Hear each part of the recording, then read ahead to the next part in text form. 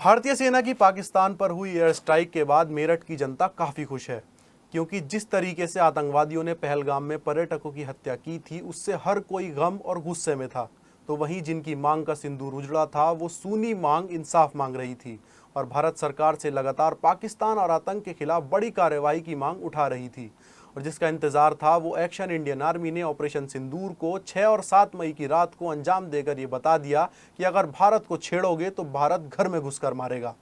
Indian army के operation सिंदूर के नाम से किए गए एयर स्ट्राइक के बाद मेरठ की जनता ने अपनी खुशी जाहिर की है और यहां तक कह डाला कि यदि जरूरत पड़ी तो मेरठ की जनता भी हाथ में बंदूक लेकर पाकिस्तान पर हमला करने के लिए तैयार है। पहलगाम में हुए आतंकी हमले के बाद भारतीय सेना ने ऑपरेशन सिंदूर के साथ एक्शन लिया और देर रात पाकिस्तान में बमबारी शुरू कर दी। पाकिस्तान में भारतीय सेना ने जो हमला किया है, उसमें आतंकवादियों के 9 ठिकानों को उन्होंने सटीक तरीके से चुना और उन 9 ठिकानों पर एयर स्ट्राइक करके उनको पूरी तरीके से नेस्तनाबूद कर दिया। और इसके बाद अब जो है लगातार भारतीय सेना की प्रशंसा हो रही है, लेकिन जो तनाव है भारत और पाकिस्तान की सीमा पर, वो लगातार बढ़ गया है। ऐसे में भारतीय सेना की जो ये कार्रवाई है, देर रात जैसी सुबह सब लोगों की आंख खुली तो सभी ने ये खबर पड़ी कि भारतीय सेना ने कैसे पाकिस्तान के ऊपर हमला कर दिया। ऐसे में तमाम जो लोग मेरठ के हैं, क्योंकि मेरठ जो है भारतीय सेना से जुड़ा हुआ एक ऐसा शहर है जहां पे क्रांति का बिगुल फूका था, और ऐसे में जो तमाम युद्ध हुए थे, मेरठ की आर्मी ने भी उसमें साथ दिया था। तो मेरठ के लोग क्या सोचते हैं, क्या जानते हैं, आइए उनसे राय लेते हैं।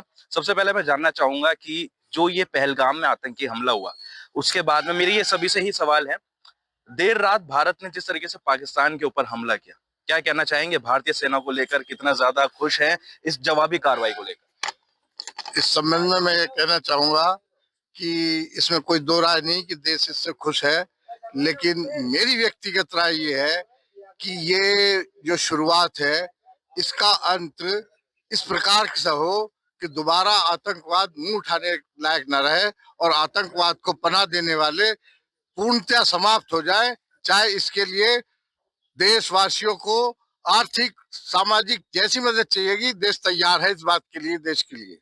देश के लिए तैयार है, देश के नागरिक होने के नाते। भाई मेरा प्रधानमंत्री जी का जो स्टेप है सबसे पहला कि जो पानी रोका है उन्होंने सिंधु नदी का, जो है सबसे बढ़िया जो है स्टेप इनका, ये मुझे बहुत प्रसन्न करा कि आर्थिक रूप से तोड़ दो जो है, ताकि उनकी जो है सारी एग्रीकल्चर नष्ट हो जाए और आगे उनको जो है खाने पीने की व्यवस्था खराब हो जाएगी। तो सबसे बड़ी कमर तोड़ना ही होगा। आक्रमण जो करना है ये तो सबसे, और दूसरा इसका दूसरा कमर तोड़ना है, क्योंकि आतंकवादी तो हम कैंप खत्म नहीं करेंगे और आर पार की लड़ाई हो जाती है तो हम लोग साथ हैं, हम अंदर भी लड़ने के लिए तैयार हैं, मौका लगेगा हम बंदूक भी उठाने को तैयार बैठे हुए हैं। तो ऐसा नहीं कि हम जो है प्रधानमंत्री के पीछे नहीं है, हमें मौका मिला बंदूक देगा हम भी लड़ाई लड़ लेंगे आज भी। तो इसमें हम साथ देते, पूरा देश साथ में होंगे और इस कार्यवाही को आगे ऐसे ही बढ़ते रहने दो आगे। तो मतलब ये है कि अगर तनाव ज्यादा बढ़ता है तो मेरठ का नागरिक भी बंदूक उठाने के लिए तैयार है। बिल्कुल तैयार है। अगर युद्ध बॉर्डर पे भी जाने की जरूरत पड़ेगी तो मेरठ का नागरिक बॉर्डर पे भी जाकर लड़ाई लड़ेगा और इंटरनल जो होगी इंटरनल भी लड़ेगा। और पूरा प्रधानमंत्री जी के साथ हमारा सहयोग है और आतंकवाद का बिल्कुल ही जड़ से नाश होना चाहिए, खत्म होना चाहिए। और जो देश अगर सपोर्ट कर रहे हैं आतंकवादियों को, उन देशों को भी खत्म कर देना चाहिए, उन पर भी पूरी जबरदस्त कार्रवाई होनी चाहिए। अच्छा, आज के लिए मॉक ड्रिल के लिए कहा गया था कि मॉक ड्रिल करेंगे, क्या आपको अंदाजा था कि जब सुबह आप सो के उठेंगे तो भारत का इस तरीके से पाकिस्तान के ऊपर हमला करना, ये खबर सुनने को मिलेगी? हमें आज का दिन की उम्मीद थी कि मॉक ड्रिल के टाइम पे ही कुछ करेंगे हमारे प्रधानमंत्री जी, जो उन्होंने एक दिन पहले ही कर दिया। जिस तरीके से कोरोना काल में एक दिन पहले थाली बजवा दी थी कि 2 घंटे के लिए आप मतलब घर के अंदर बंद रहेंगे, और सुबह ही पता लगा पूरे को बंद कर दिया 1 महीने के लिए। तो हमें प्रधानमंत्री जी से यही उम्मीद है कि जो एक्शन लेंगे, अच्छा एक्शन लेंगे, आतंकवाद का बिल्कुल नष्ट करेंगे आतंकवाद। अभी बड़ी कार्रवाई की हमें उम्मीद है, मोदी जी और बड़ी कार्रवाई करेंगे तभी कुछ इसका, अभी कुछ नहीं है, इससे कोई नहीं फर्क पड़ेगा। ऑपरेशन सिंदूर प्रारंभ कर दिया है, एक के बाद एक कार्रवाई होनी चाहिए। लेकिन एक सवाल मेरा यहाँ पे ये है कि दूसरा देश भी गीदड़ भभके लगातार दे रहा है, पाकिस्तान की तरफ से भी जो है हमले लगातार होने लगे हैं। भारत का जो है ब्रिगेड हेडक्वार्टर जो है उसके ऊपर हमला किया गया है। मेरा सवाल वही है, मैं आगे आ रहा हूँ अभी। परमाणु बम की धमकी गीदड़ भभके की तरह पाकिस्तान ने दे दी, इस पे क्या कहना चाहिए? तो इसमें यही है कि हर तरह से जवाब दिया जाएगा उसका। ये इससे कुछ नहीं होने वाला। हमारे यहाँ इससे ज्यादा कई गुना परमाणु वो है। जिस मुल्क में खाने को रोटी नहीं है वो परमाणु बम क्या, जिस मुल्क में खाने के लिए रोटी नहीं है, गेहूं का भाव क्या है, मतलब उनका ये असर है कि वो कहाँ से हमला करेंगे, वो अपना बचाव कर ले, यही बहुत है। वो परमाणु निकालेगा ना, लॉन्चिंग पैड पे तो लाएगा ना, बस वहीं फोड़ दिए जाएंगे, यहाँ नहीं आने। हाँ, वो हाथ से थोड़ी छोड़ी जाएंगे, वो तो लॉन्चिंग पैड पे डालेगा ना, बस वहीं फोड़ जाएंगे। सैटेलाइट 12-14 आंख लगी हुई है पीछे से, जो एक हमारे गाड़ी का नंबर होता है ना, नेम प्लेट, उसको भी पूरा दिखा रही है, बिल्कुल क्लियर। उसके पास क्या है, भारतीय सेना उसको भी पहले ही मार गिराया। खत्म कर देगी। किससे? यहाँ तक कोई आंच नहीं आनी, वहीं गिरा देगी उसकी लॉन्चिंग पैड सही। नीचे तक आने के नहीं परमाणु बम, वो ऊपर ही ऊपर डाउन खत्म कर देंगे। जिसको ना परमाणु बम छोड़ना होता है ना, वो बोलता नहीं है। जब जापान पे छोड़ा गया था तो बोला नहीं था किसी ने, वो छोड़ दिया गया था। इनके पाकिस्तान के पास सिर्फ बोलने के अलावा, बड़ी बड़ी बातें करने के अलावा और कुछ नहीं है। बाकी तो हथियार तो उन्होंने यूक्रेन को बेच खाए, आटा खरीदने के लिए, बाकी रतन आएगी, आटा खरीदने के लिए इन्होंने बेच खाए। बाकी तो इनके ऐसा है, परमाणु हथियार छोड़ने के लिए बहुत सारी चीजें होती हैं। 2 साल हो गए, 3 साल हो गए इजराइल का चलते, आज तक परमाणु बम छोड़ा किसी ने? नहीं छोड़ सकते। बहुत बड़ी बात है परमाणु। बात होती है परमाणु बम छोड़ने के लिए, और बहुत कन्वेंशनल वार जरूर होंगे, आपस में टकराव होंगे। और ये जो इन्होंने अभी कराई तो शुरुआत है, अभी तो बिल्डिंगें गिराई हैं, मदरसे की गिरा दी, उनका मरकज सेंटर गिरा दिया, इसमें कोई कैजुअलिटी। असली तो इनको करना चाहिए कि इनके जितने बेसिस हैं, मिलिट्री कैंप्स हैं, मिलिट्री कैंप्स नहीं मतलब आतंकी कैंप नहीं, मिलिट्री कैंप को उड़ाना चाहिए जहां से ये लोग ओरिजिन है इन लोगों का, समझे? उनको निकाल करके वहीं मारा जाए, वहीं मारा। क्या राय है आप, और क्या कहना चाहेंगे भारतीय सेना की इस कार्रवाई के लिए? जय हिंद, जय भारत की सेना। जिस तरीके से आज सुबह हमें खबर मिली कि एयर स्ट्राइक की गई है, हालांकि हम आज एक्सपेक्ट कर रहे थे इस चीज को, क्योंकि आज मॉक ड्रिल थी कि आज शायद शाम को ये काम होगा, लेकिन पहले ही कूटनीति राजनीति के चलते ये पहले ही इन्होंने स्ट्राइक किया, और बहुत अच्छा स्टेप था।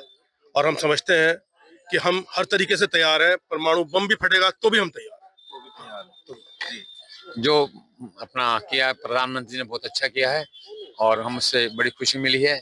और हमें पहले अंदेशा हो गया था कि रात को ही कुछ होने वाला है, तो वही अपना हमारी बात सही निकली, और उन्होंने प्रधानमंत्री जी ने रात को अटैक करवा दिया। क्या कहना चाहेंगे इस पूरी कार्रवाई को लेकर? इंतजार बहुत था, लगातार कहा जा रहा था कि कार्रवाई होगी होगी होगी, और अचानक से ऐसी कार्रवाई। जय हिंद, जय भारत। प्रधानमंत्री जी ने जो किया है वो सराहनीय कार्य है, चलता रहेगा। जय हिंद, जय भारत।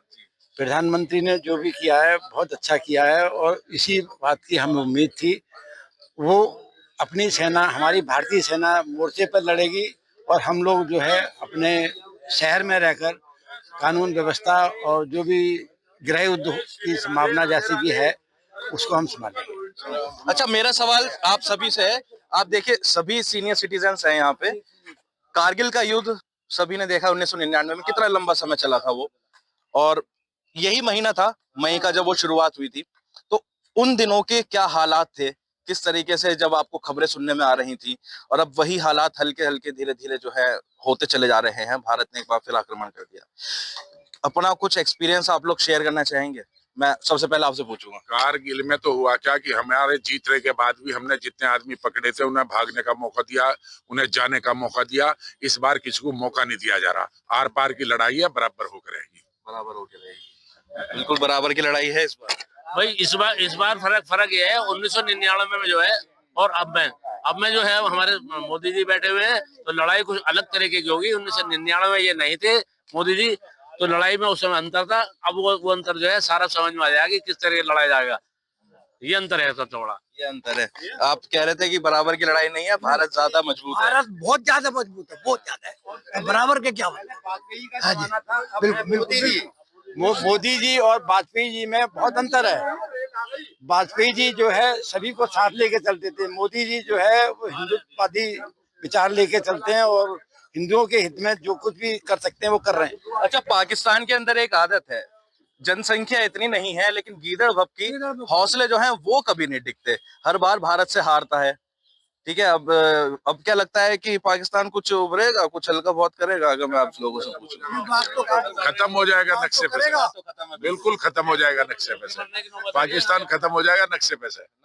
हाँ, बिल्कुल नक्शे से खत्म हो जाएगा। साथ देने का नहीं है ना, रूस ने हमारा साथ दे रहे हैं, तो समर्थन को बोला वो वैसे चुपचाप बोलेगा, उसको पता है ऑफिशियली समर्थन वो देगा, वो पीछे फेस टू फेस नहीं दे सकता, क्योंकि उससे उसके व्यापारिक हित इंडिया से बहुत ज्यादा जुड़े हुए हैं। मर जाएगा वो, खत्म हो जाएगा।